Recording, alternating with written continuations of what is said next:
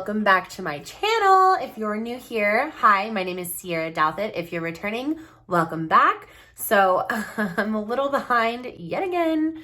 This is just how things go around here, but I'm going to be doing a makeup look and recording the video today for our season 2 review of The Umbrella Academy. If you haven't watched it yet, definitely go watch it. If you haven't watched season 1, go watch that first, or you can check out my recap, which is linked right here.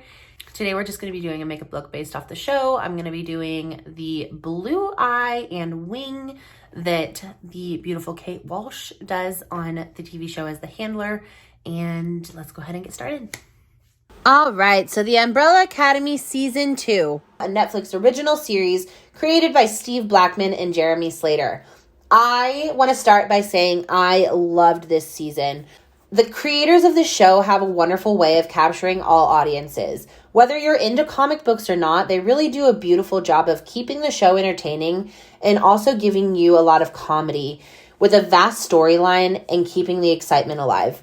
It's one of those shows that you never really get bored of. You insist on sitting down and watching it all in one sitting so you can talk about it with your friends and family as soon as possible. With that being said, we're going to go ahead and get into the review. I'm going to try and make it short and sweet and not give away too many spoilers so everyone has the chance to experience this on their own. But there may be a few spoilers ahead, so just a fair warning. Following our epic Season 1 finale of The Umbrella Academy, the team gathered together so Five can now send them back in time once again to save the world after VANYA causes the apocalypse. If you haven't watched Season 1 yet, or you haven't watched the Season 1 recap, do so now by clicking the link above and you can return once you're done. Now, we all know Five had been trapped in the prior season's apocalypse for over 45 years. Simply because he wasn't experienced enough in his powers to jump that far into the future or into the past. And this problem has not corrected itself going into Season 2. After Five sends all of his siblings back in time, he ends up actually scattering them throughout the 1960s in Dallas, Texas. This concept pushes the bar in the fact that we now get to see our characters having to navigate their lives in a new environment, in a completely different time period, and all alone at that, in an entirely different state. It sets everyone up for very dynamic character storylines and growth. As Five is the last to get dropped in Dallas on November 25th of 1963, right in the middle of a war, where the Soviets have attacked the United States. Clearly, Five knows about time and the butterfly effect. He realizes something is really screwed up. He sees his 6 siblings fighting alongside one another against the Soviet soldiers, when Hazel shows up to tell Five he needs to leave now if he wants to save the world from the apocalypse again. Because the Soviets are nuking the United States right this second and the bombs are about to drop. Just before Five jumps back in time, leaving his 6 siblings and Hazel to die in the nuclear war, Hazel slips a tape into Five's pocket, and with that, Five lands 10 days prior to the apocalypse once again. At the opening scene, you feel like, here we go again. This is just going to be another season with the exact same thing as Season 1. We all know shows like that just continue to repeat the same storyline over and over again. And I will say that it does kind of keep with the same storyline in the sense of we're figuring out who causes the apocalypse and stuff like that. But there's so much more to this story this season, which kind of makes it okay this time around. Now 10 days prior to the apocalypse, Five recruits this conspiracy theorist, Elliot, who lives in Morty's radio station to be his kind of right-hand man in helping him stop the apocalypse, as well as track down the rest of his siblings. We're also introduced to another new character, Lila, who's locked in the loony bin with Diego after he's been arrested for having knives on him and jabbering about stopping Lee Harvey Oswald from killing JFK. Luther is working as a bodyguard for mob boss Mr. Ruby, and he's fighting in an underground boxing ring for money. Allison is married to the incredible Ray Chestnut, who is a civil rights activist against racism in Texas at the time. She also hasn't used her powers since meeting Ray. She's trying to live as normal of a life as possible. Klaus, with Ben in tow, has become the leader of a cult of followers who believed him to be the prophet by him telling them things that are going to happen in the future. He has created quite the life for himself, and he's managed to stay sober. VANYA is now living on a farm with a family. She's nannying for their autistic son. VANYA has no idea who she is. She has no idea where she came from. She has no idea what has happened since she was hit by a car that the mother she's now living with was driving a month prior. We find out that their father, Reginald Hargreaves, is part of this elite group of men who are going to be the cause of the assassination of JFK, and Diego is now determined to stop him. On the tape that is given to Five by Hazel, it shows their father as the notorious man dressed in all black with the black umbrella on the grassy knoll. The Black Umbrella Man conspiracy is widely known throughout the ages. So I was tickled pink when I saw them playing into this conspiracy theory. I love when shows and movies do this, basically claiming it as their own. It brings me so much joy, and when I saw this, I was instantly invested in that storyline. Again this season, the commission, not so thrilled about Five trying to stop the apocalypse once again, sends out a new group of assassins, these three brothers from Sweden.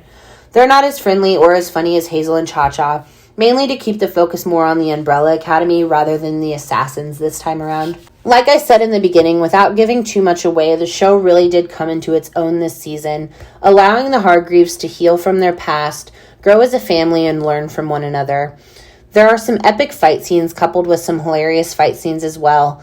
There's a plethora of new characters that aid in the ability to bring our merry band of seven some new life and identity. There are several mysteries to keep you guessing throughout the 10 hours of runtime, and there are at least 2 conspiracy theories, one of which is at the end that literally made my jaw hit the floor. My husband and I both looked at each other and were just kind of in awe. We were shocked at what we were seeing. So while it may feel very familiar, the Umbrella Academy Season 2 improved on Season 1 by giving us a story and characters that made Season 1 so lovable, by allowing growth within the universe and characters to make it more innovative this season. With its funny banter, more fight scenes, inside jokes, another insanely great soundtrack and awesome dance number that we can't forget about, and loving family dynamic, with the ending being extremely vague but intriguing, without a doubt making people speculate what is going to happen next season. Season 2 is laying the path for very interesting new storylines as we head into Season 3 and hopefully many more seasons to come. It's most definitely a binge-worthy show and fun for the entire family. If you don't think you would like it, you're probably wrong. Just give it a shot. It's a wonderful show created for all types of people to fall in love with its charm.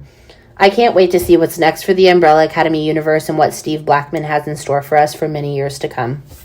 All right, guys. Well, there you have it. I tried to put my own spin on it just to make it a little bit more dramatic, more superhero-y-esque. But yes, I love it. Ignore this eye. This eye looks like garbage, but this eye looks pretty good. And I wanted to do the lips to kind of incorporate the same design that was going on with my eyes. I loved the second season. Personally, in my opinion, I thought it was better than the first season. I like that they gave a nod to Room 217, which, if you're a horror fan, you know is the room on The Shining where Stephen King stayed in at the Stanley Hotel in Colorado. So I thought that was really fun and exciting. I also really enjoyed the conspiracy aspects that they brought into the show. So I'm excited for Season 3. I know that probably won't be for like a year or 2 years, but I'm excited. I'm excited to see where it goes. And I hope you guys enjoyed this video. If you did, go ahead and leave it a big thumbs up down below. Also, if you have any comments or if you have anything to say, I'd love to interact with you guys in the comment section. So go ahead and drop some comments.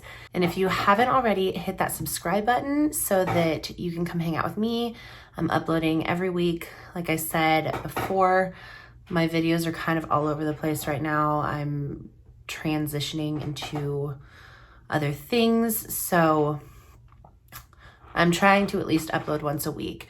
Also, speaking of our Sunday videos moving forward, there's still going to be spooky Sundays, but we're going to kind of put the serial killer aspect on hold because I would rather talk about like the mysterious and missing and supernatural aspect of it. So I'm going to be diving into that side of the spookiness. I'm still going to be doing the makeup, just talking more about other things rather than serial killers. Go ahead and also hit that bell icon so you get notified every time I upload.